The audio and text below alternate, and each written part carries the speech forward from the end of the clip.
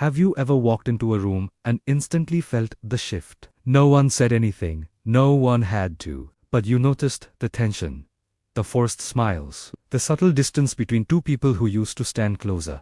And while everyone else just carried on, you were already analyzing the energy. If that sounds familiar, this video is for you. Because being too aware is something most people don't talk about. It's not loud, it's not dramatic, it's quiet, internal, constant, and sometimes it's exhausting. You notice things other people miss. At work, you pick up on your boss's tone changing before a problem is announced. You sense when a colleague feels insecure, even if they're pretending to be confident. You can almost predict conflict before it happens. In relationships, you feel emotional shifts immediately. A delayed text doesn't just feel like a delay, it feels like distance. A shorter reply feels like withdrawal. You replay conversations in your mind, analyzing pauses, word choices, facial expressions. On social media, you don't just scroll, you observe. You see validation, you see loneliness hidden behind filters. You see comparison disguised as confidence. And sometimes, you wish you didn't notice so much. Because awareness doesn't turn off. Here is the truth. Most people want to say, being highly aware means your mind is always scanning for patterns, scanning for meaning, scanning for potential threat, rejection, or change. Psychologically, this often develops from experience. When someone grows up needing to read the room to stay safe, or when they've been hurt before and learned to anticipate emotional shifts, or when they simply have a naturally reflective, analytical mind. Awareness becomes a survival tool. Over time, it becomes automatic. You don't choose to overanalyze. Your brain just does it. Not because you're broken, but because you learned that paying attention mattered. Let's break this down into a few deeper truths about people who are too aware. First, you see patterns before others do. Most people respond to what is obvious. You respond to what is subtle. You notice inconsistencies.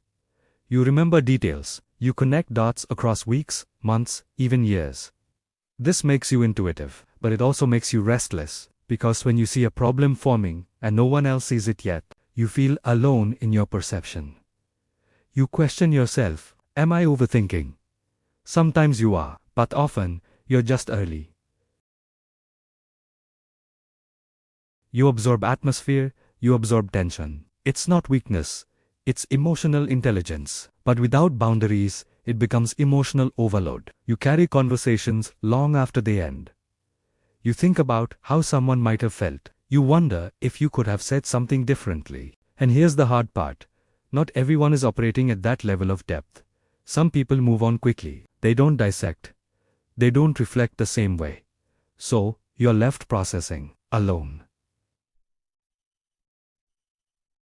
That loneliness doesn't come from being different. It comes from being deeper in a world that often rewards surface. Third, you struggle to just relax. People tell you, don't think about it so much. But how do you stop thinking about something that feels important? When you're highly aware, your brain equates thinking with control. If I analyze it, I can prepare for it. If I prepare for it, I won't be blindsided. If I won't be blindsided, I won't be hurt. That logic once protected you, but now it can keep you in a constant state of mental alertness, even when nothing is wrong. Even when you're safe. That's why rest can feel unfamiliar. Not because you don't deserve it, but because your nervous system got used to vigilance. Fourth, you crave depth, but often attract misunderstanding. Small talk drains you. Surface-level interactions feel empty. You want conversations about meaning, growth, fear, purpose, truth. But not everyone wants to go there. Some people call you intense. Some say you think too much. Some misunderstand your silence as distance. What they don't see is that your silence is observation.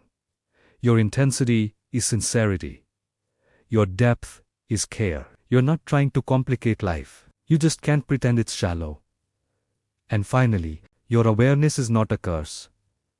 It's untrained power. When awareness is unconscious, it feels heavy. When it's conscious, it becomes wisdom. The shift happens when you stop fighting your awareness and start guiding it. Instead of asking, why am I like this? You ask, how can I use this well? Awareness makes you a strong leader, because you sense dynamics others ignore. It makes you a thoughtful partner, because you care about emotional nuance. It makes you a protective parent, because you anticipate what your child might need before they say it. It makes you perceptive in business, in creativity, in life. But only if you learn one crucial skill: selective attention. Not everything you notice needs your energy. Not every shift needs analysis. Not every silence needs interpretation. You can be aware without being consumed. Here is something important to sit with. You, Dan, need to shrink your awareness to fit into louder, less reflective spaces. You need spaces that match your depth, and you need to give yourself permission to rest from constant interpretation.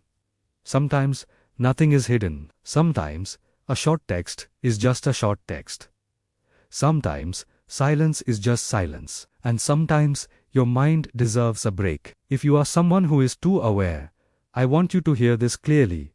There is nothing wrong with you. Your mind learned to notice. Your heart learned to feel. Your intuition learned to connect.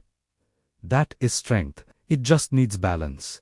The world needs people who think deeply, who feel deeply, who notice what others overlook. Just don't forget to turn some of that awareness inward. Not to criticize yourself, but to care for yourself. And maybe the real goal isn't to become less aware. Maybe it's to become peacefully aware, grounded, selective, intentional, aware, but not anxious, deep, but not overwhelmed, insightful, but still at ease. If this resonated with you, you're not alone. There are more people like you than you think.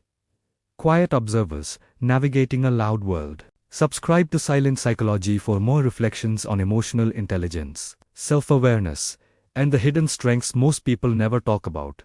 And until next time, take a breath. Not everything needs to be analyzed. Some things can simply be felt.